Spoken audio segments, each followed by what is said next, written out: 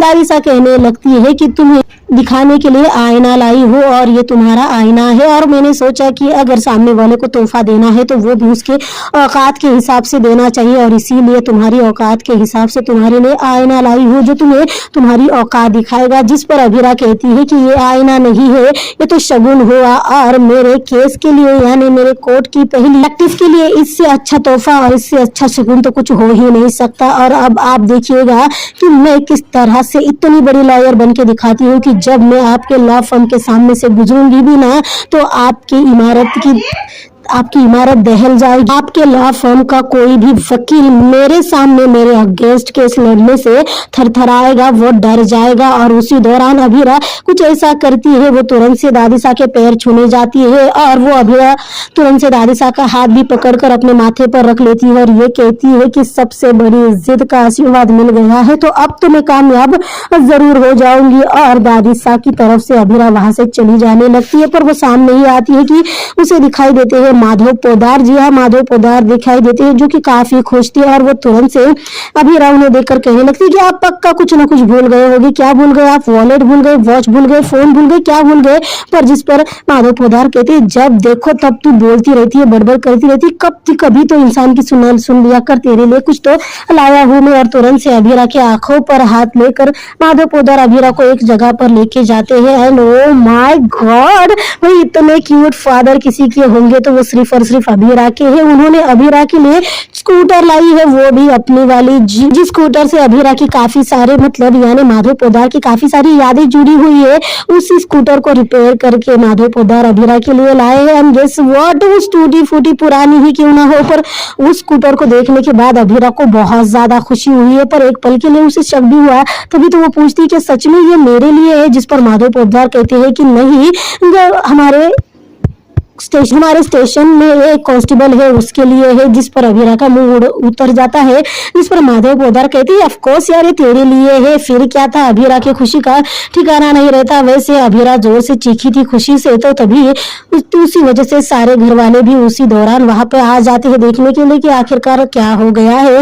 और अभीरा काफी खुश होती है और वो थैंक यू कहकर माधव पोदार के गले लग जाती है और कहती है कि ये बेस्ट गिफ्ट था मेरे लिए। फिर क्या था भाई, स्कूटी पर बैठकर फोटो खींचे जाते हैं, सब खुशियां मनाने लगते हैं, तो वही अरमान भी दूर रहकर खड़ा होता है। वैसे उसने कोशिश की थी अभीरा की तरफ जाने की, पर वो नहीं जाता। उसने अपने सामने लिए हुए कदम वो पीछे ले लेता है। उसी दौरान मनीषा भी आ जाती है आरती की थाल लेकर, जिसे देखने के बाद अभीरा कहती है कि क्या आप प्लीज पापा को उसकी आरती करने देंगे। फिर क्या था, माधव पोदार स्कूटी की आरती करते हैं, नारियल फोड़ते हैं, फोटो सेशन होता है और भाई माधव पोदार आखिरकार अपने बेटी के हाथों में खुशियों की चाबी थमा ही देते हैं। अभीरा कहती है स्कूटी पर बैठकर वो अच्छे से स्कूटी चलाएंगी। जी हाँ, और उसे अपने मम्मा की भी याद आती है, पर अभीरा की खुशियां ज्यादा देर तक टिक नहीं पाती क्योंकि दादी सा उसके खुशियों पर ग्रहण जो लगा देती है। जी हाँ, इतनी दोगली हरकत करेगी दादी सा ये मैंने सोचा तक नहीं था। जी हाँ, सब खुशियां मना रही होती है, सबको सब मतलब बिल्कुल सब कुछ सही चल रहा था। माधव पोदार खुश थे, अभीरा खुश थी, सबके चेहरे पर खुशी थी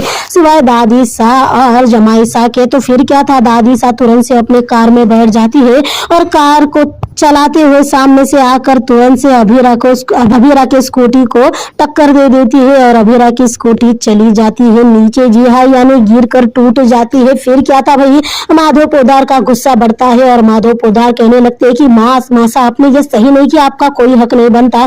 पर दादी सा ने भी कह दिया कि हमने बस इसे आउट हाउस में रहने की इजाजत दी है, ना कि इसके अलावा हम इसे कुछ भी नहीं देंगे। पर माधव पोदार इससे आगे कुछ कहे इससे पहले अभीरा अपनी कसम देकर माधव पोदार को चुप करा देती है और अभीरा वहां से चली जाती है ये कहते हुए कि मैंने कहा था ना कि इस स्कूटी से मुझे ऐसे लग रहा है कि मानो आपकी बहुत सी यादें जुड़ी है और स्कूटी को देखते ही बैठते ही मुझे दोस्तों वाली वाइब आ रही है, तो मैं इस स्कूटी को दोबारा से रिपेयर करवाऊंगी। और अभीरा वहां से चली जाती है, जिसके चले जाने के बाद अरमान दादी सा के सामने आता है और मुस्कुराते हुए वो अपना बैग रखता है, पर्स रखता है, पर्स में से बस गिने चुने पैसे लेता देता है, अपने सोने की वॉच भी निकाल के रख देता है। मतलब जो भी जरूरी, जो भी महंगा सामान था वो निकाल कर सब कुछ दादी साहब के सामने रख देता है, जिस पर दादी साहब कहती है कि ये क्या तमाशा लगा रखा है।